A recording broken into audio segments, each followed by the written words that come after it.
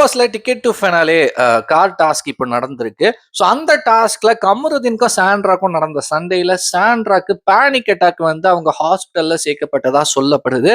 இந்த ஒரு விஷயத்த நான் எப்படி பார்ப்பேன்னா, ஏன் பிக் பாஸ் டீம் வந்து இந்த கம்ருதீன் அண்ட் பார்வதி 2 பேரை ஏன் இவ்வளோ நாள் உள்ள வச்சிருக்காங்க அப்படின்னு சத்தியமா தெரியல.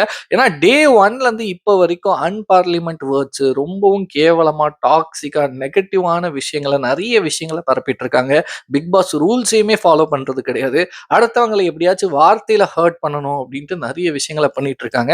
அப்படி இருக்கும்போது இந்த 2 பேரும் இப்போ வந்து கமருதீன் சண்டை போட்டாரு. பட் அதுக்கு பின்னாடி இருந்து திருவி விட்டது கண்டிப்பா பார்வதியா தான் இருப்பாங்க. ஏன்னா ஒரு சில ரியாக்ஷன்ஸை பார்க்கும்போது நல்லாவே தெரியுது. அவங்க ஜாலியாக உட்காந்து சிரிச்சு பேசிட்டு அந்த மாதிரி இருக்கிற மாதிரியான விஷயங்கள்லாம் நல்லாவே பார்க்கும்போது தெரியுது.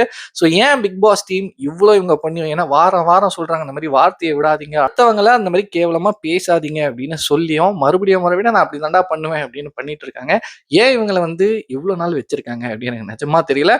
அண்ட் சாண்ட்ரா பக்கம் வரும்போது பிக் பாஸ்ன்றது ஒரு கேம். இங்க வந்து உங்களோட கேமை பத்தி ஏதோ ஒரு வகையில உங்களை ஏதாச்சும் ட்ரிகர் பண்ணணும்னு வந்து நோண்டிட்டு தான் இருப்பாங்க. ஸோ அப்படி இருக்கும்போது மென்டலி இவங்க கொஞ்சம் தயாரா இருந்து எல்லாத்தையும் ஓகே லெஃப்ட் ஹேண்ட்ல டீல் பண்ணியிருந்தா அதுவுமே நல்லா இருந்திருக்கும். ஏன்னா ஆல்ரெடி நந்தினி வந்து ஒரு சின்ன விஷயம் சொன்னதுக்கு அதுக்கு அவங்க ரொம்ப ஹர்ட் ஆகி அவங்க பிக் பாஸை விட்டே வெளில போயிருப்பாங்க.